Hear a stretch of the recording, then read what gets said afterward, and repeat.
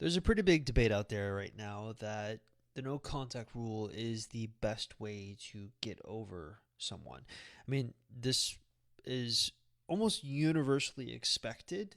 In fact, there's like a famous YouTube video making the rounds right now from George Lucas itself when he was talking about selling Star Wars to Disney. He equated it to a breakup, and he said, you don't talk to the person, you kind of do the no contact rule. So, I mean, it's like universally accepted that one of the best ways to quote unquote get over someone is to basically enter into radio silence.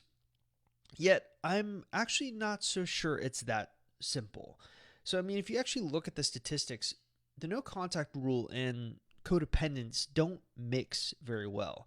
So, my wife, she just wrote this really great article on codependence a few days ago where she basically argued that codependents don't get over breakups quickly. And why this is important for anyone listening to this is because we have done research on our average audience. We have found that our average audience has an anxious attachment style. And what's interesting about the anxious attachment style is there are actual therapists and marriage counselors out there that equate codependence and the anxious attachment style as being similar. So usually if you have an anxious attachment style, you tend to be codependent in your relationships. So what we know about codependence specifically is they don't get over breakups quickly, but silence after a breakup in and of itself actually exacerbates how they're feeling. So as you can imagine, doing the no contact rule where you are doing this self-imposed 21 to 45 day rule on your ex actually can feel like torture for someone because it goes against the grain of what you really want to do. What we found is that codependent individuals, not only do they not like to have control, but they're natural problem solvers. And the worst thing for them is not being able to do anything.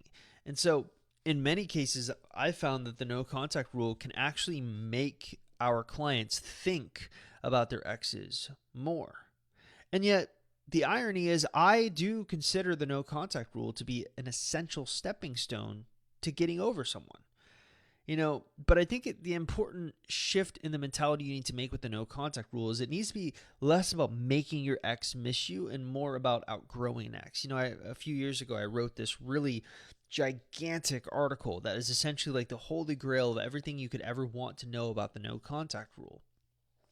What I learned in the 10 years I've been doing this is that the no contact rule is only ever as good as your intentions with it.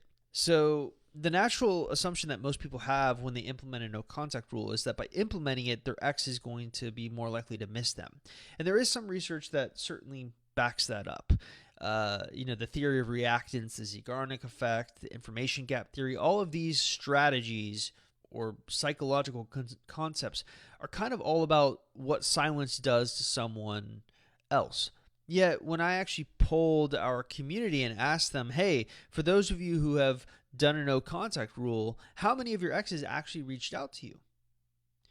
We found that over 60% of exes don't reach out to you at all during the no contact rule.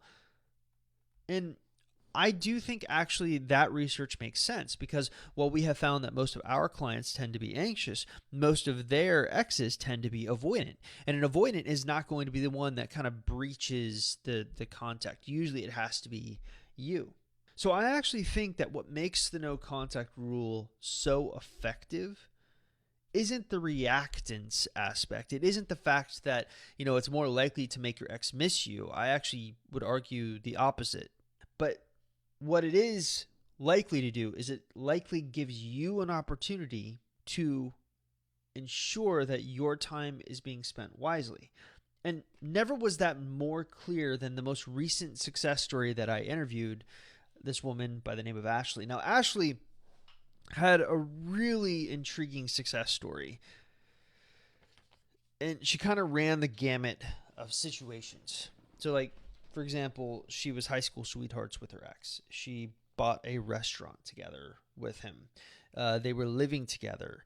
He literally kicked her out of the house and blocked her. And what I found through talking with her is Obviously, this feels devastating, and she was absolutely devastated, but how she used the no contact rule was very inspiring. She basically used it to pursue three specific things: her independence, her patience, and her confidence. Now, why is this so important? All right, so if you actually look at Ashley's situation, like I said, she sort of ran the gamut of situations, but from an independent perspective, one of the things that we know about our clients' exes is that they have avoidant tendencies. And people who with avoidant tendencies have a core wound of they're afraid of losing their independence. And so oftentimes, what happens in our relationships during our breakups is the fact that maybe if you have anxious tendencies, you come into the relationship and you can overcrowd your ex, making them feel as if they're losing their independence. And I feel like that's what happened here.